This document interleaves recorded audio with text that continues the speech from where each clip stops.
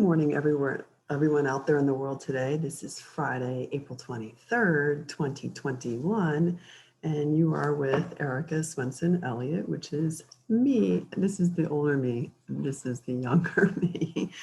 I'm going to talk about advocating for yourself today, and we have some repairs going on in the building, so I might have to pause if it's like all of a sudden the jackhammer comes on. But I'm going to try to get this in before they start railing away. Advocating for yourself.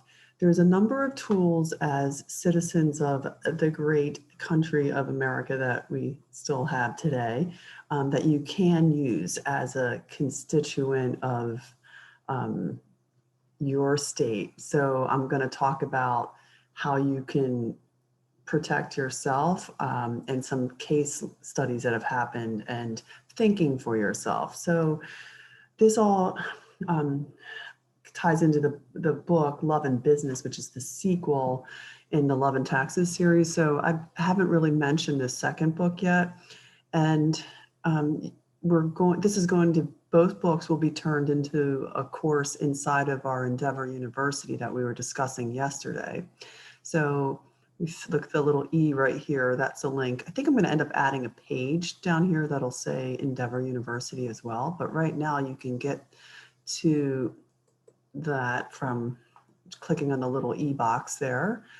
And there'll be a specific one where I'll read each chapter. You'll have a link to a free digital copy of the book as well.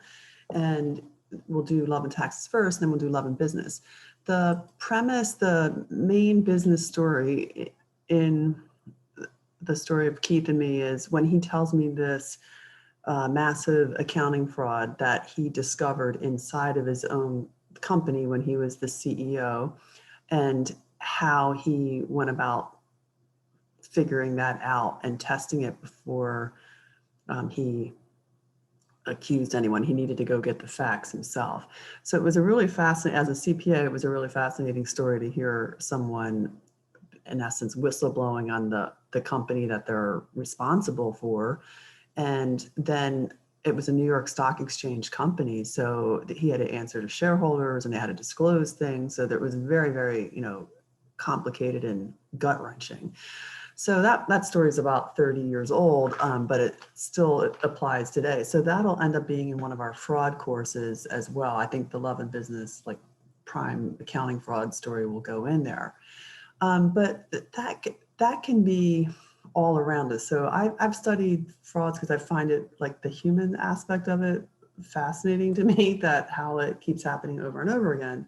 So as I write on frauds and I want to collect these, we talked about this yesterday, the InnoReader, I-N-O Reader, is the new tool to me. I'm so happy that I found as a writer, it's a place for me to gather and funnel things together.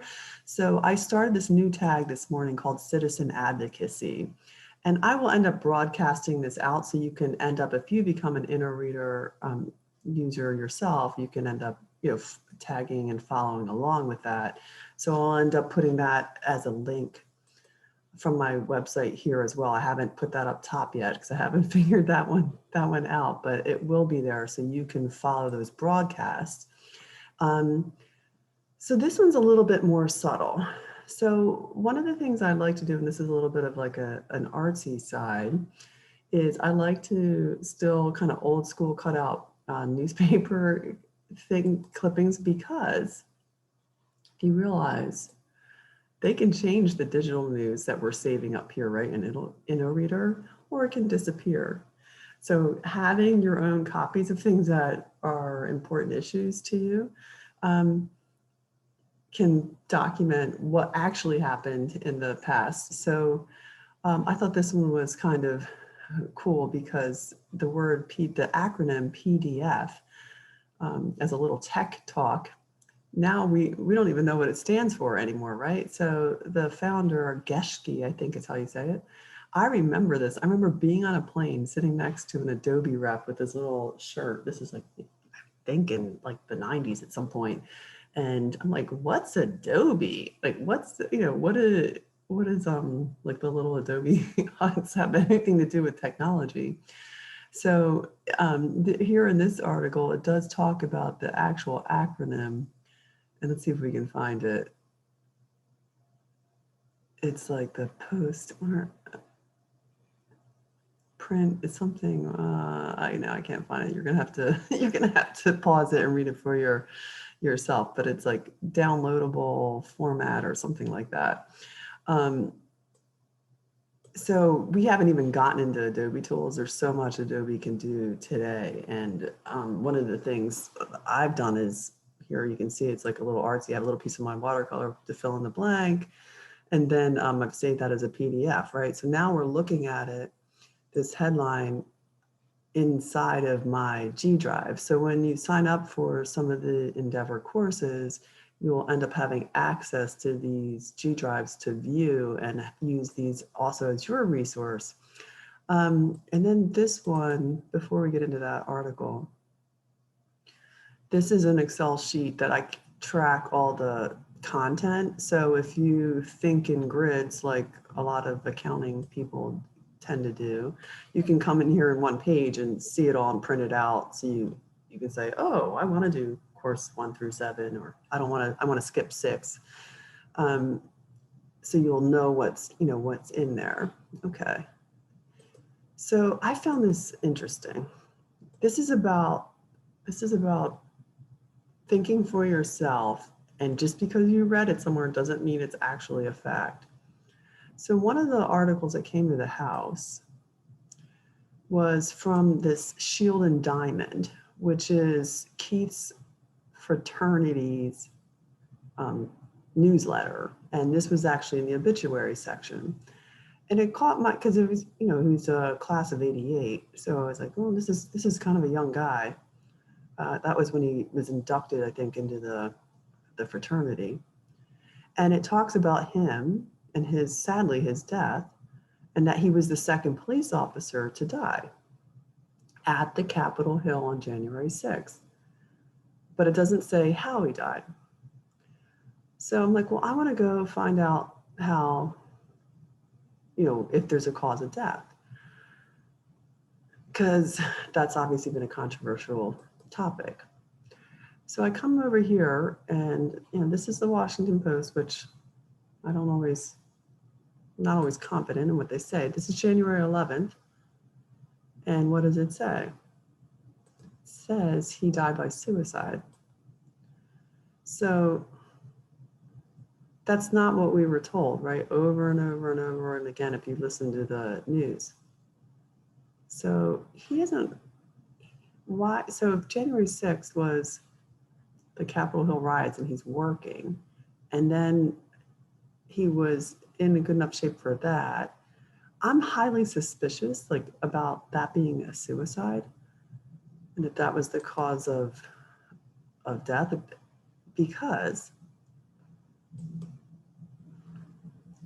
I remember this movie, The Shooter, and we watched this movie a lot, it seems to be. And what happens in this movie?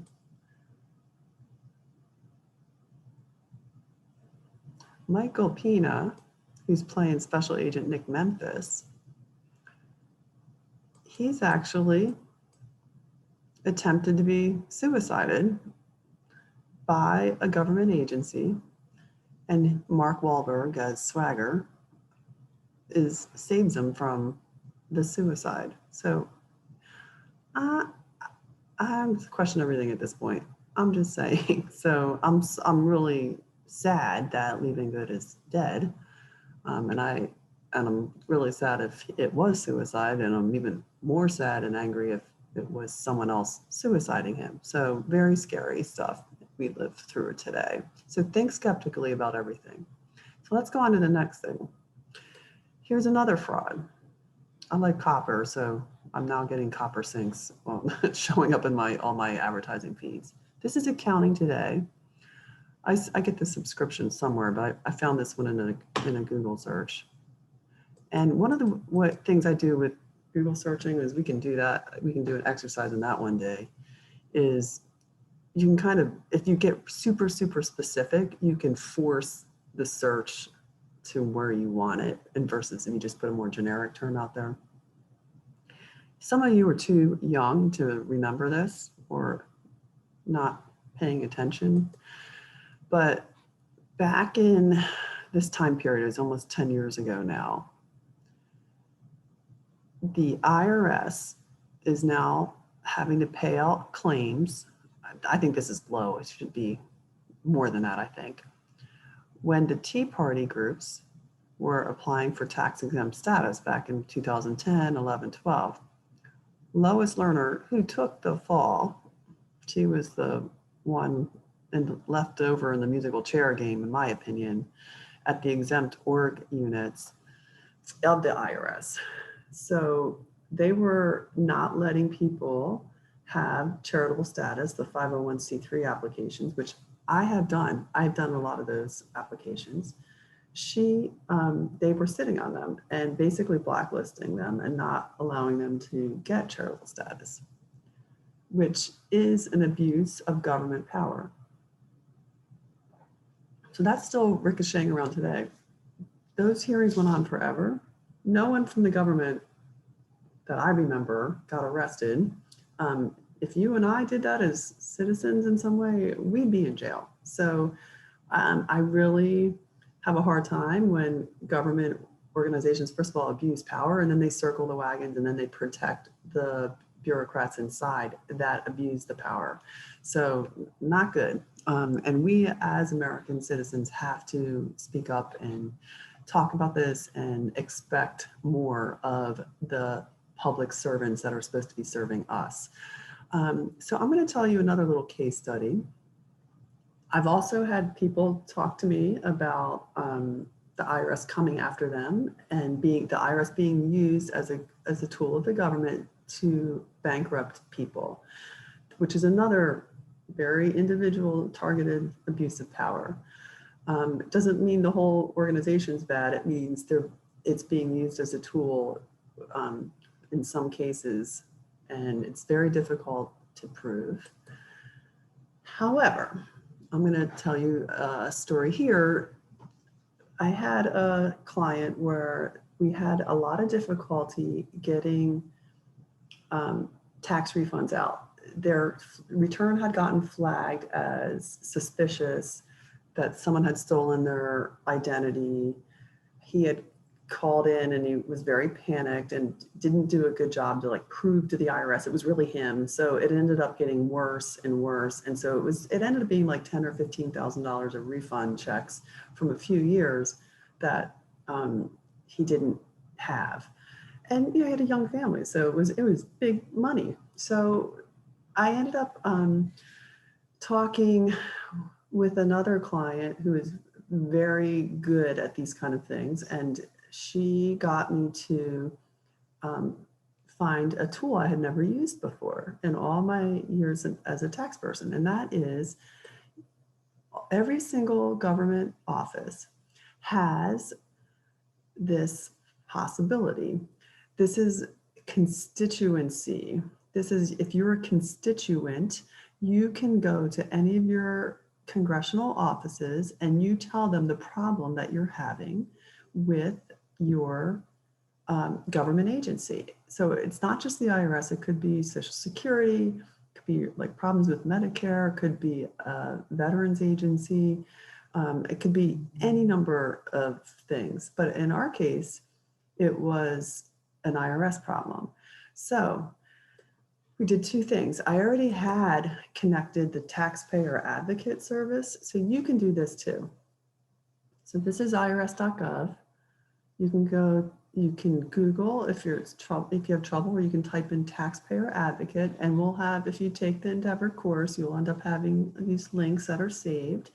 And then you go to the taxpayer advocate subgroup, and there's a form 911, which makes sense. You file the form, say, hey, IRS, I put this stuff in and no one's doing anything, and I need you, the watchdog inside of the IRS, to help me. So think about the taxpayer advocate service as the watchdog inside of the IRS. I've worked with them a couple times and they're very good. So I had already had you hear the drill's coming, so we're going to have to close off pretty soon. I had already contacted the taxpayer advocate group, and they were still not moving that fast. So we engaged the government office here in Rick Scott's, because as a resident of Florida, as a CPA, I could contact my senator. So I chose to do Senate because I just thought of it as more powerful. I ended up having my own constituent advocate contact from his office that worked with me, and she would then, every 2 weeks, they would call over to the IRS and contact them, and then the advocate would call me. So that never would happen before. Like, you would put it in and the advocate never would call me back. They just kind of like secretly work in the background.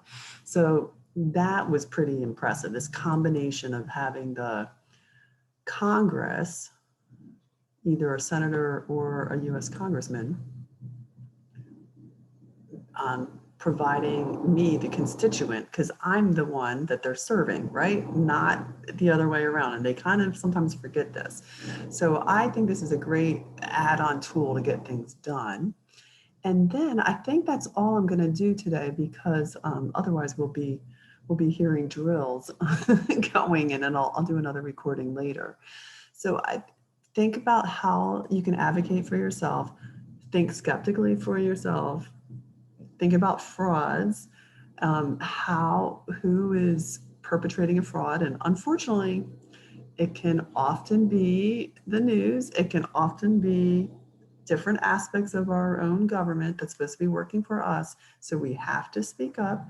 We have to use the tools available to us to affect what is correct and right, because when we're here, we're supposed to be in service to others. And when we do that, and when we use our skills to help other people, that is when we make the world a better place. And that's when we make the world within a better place, and we can look inward. So I'm going to, so with mudras today, with all the noise, I think I'm going to have to do the relaxation and concentration, relaxation and joy mudra, which we've done in the past. You do the left fist, wrap that around, and then hold that for 3 minutes. That's the relaxation and joy mudra, so we can stay calm and carry on and advocate for each other. So let me see if I can find the stop share. Thank you for listening, and stay calm and carry onward.